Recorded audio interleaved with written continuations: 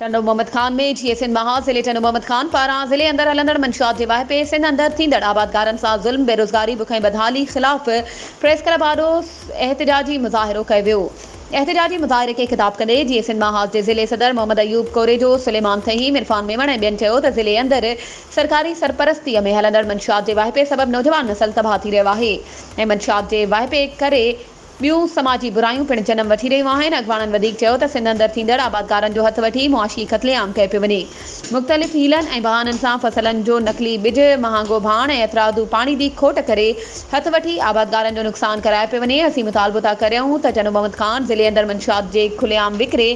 बुख बदहाली बेरोज़गारी ऐं आबादगारनि जो मुआशी क़त्लेआम बंदि करे खेनि रिलीफ फ़राहम कयो वञे। वधीक ख़बरुनि ऐं अपडेट्स जे लाइ असांजे चैनल खे सब्सक्राइब कयो ऐं हा बेल आइकन खे प्रेस करणु न विसारिजो त जीअं असांजी हर नई अचण वारी वीडियो तव्हां ताईं पहुची